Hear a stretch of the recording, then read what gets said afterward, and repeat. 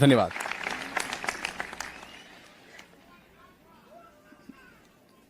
मैं आज आपके साथ होने के लिए सम्मानित महसूस कर रहा हूं क्योंकि आप दुनिया के सबसे उत्कृष्ट विश्वविद्यालयों में से एक से स्नातक कर रहे हैं। सच कहूं तो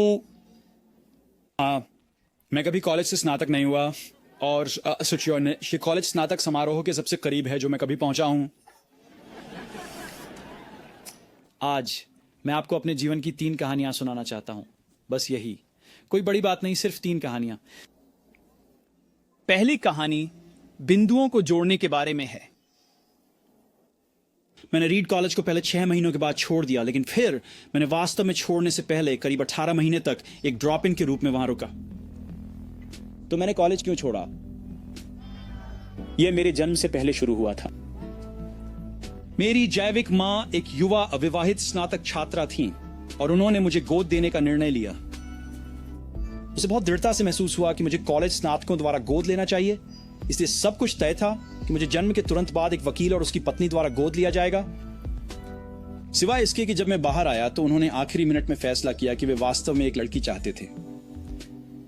तो मेरे माता पिता जो प्रतीक्षा सूची में थे को आधी रात में एक कॉल आया जिसमें पूछा गया, हमारे पास एक अप्रत्याशित लड़का बच्चा है, क्या आप उसे चाहते हैं?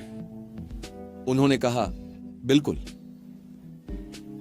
मेरी जैविक मां को बाद में पता चला कि मेरी मां ने कभी कॉलेज से स्नातक नहीं किया था और मेरे पिता ने कभी हाई स्कूल से स्नातक नहीं किया था। उसने अंतिम गोद लेने के कागजात पर हस्ताक्षर करने से इनकार कर दिया। कुछ महीने बाद जब मेरे माता पिता ने वादा किया कि मैं कॉलेज जाऊंगा, तब वह मानी। यह मेरे जीवन की शुरुआत थी। और 17 साल बाद मैंने कॉलेज में दाखिला लिया, लेकिन मैंने भोलेपन से एक ऐसा कॉलेज चुना जो स्टैनफोर्ड के लगभग उतना ही महंगा था और मेरे श्रमिक वर्ग के माता पिता की सारी बचत मेरी कॉलेज की ट्यूशन पर खर्च की जा रही थी। 6 महीने बाद मुझे इसमें कोई मूल्य नजर नहीं आया।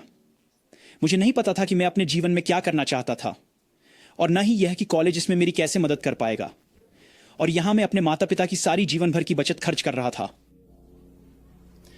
मुझे नहीं पता था कि मैं अपनी जिंदगी में क्या करना चाहती थी और यह नहीं पता था कि कॉलेज कैसे मेरी मदद करेगा।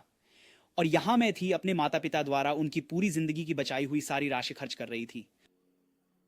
इसलिए मैंने कॉलेज छोड़ने का फैसला किया और विश्वास किया कि सब कुछ ठीक हो जाएगा।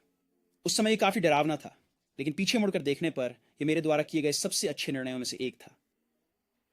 जैसे ही मैंने ड्रॉप आउट किया, मैं उन अनिवार्य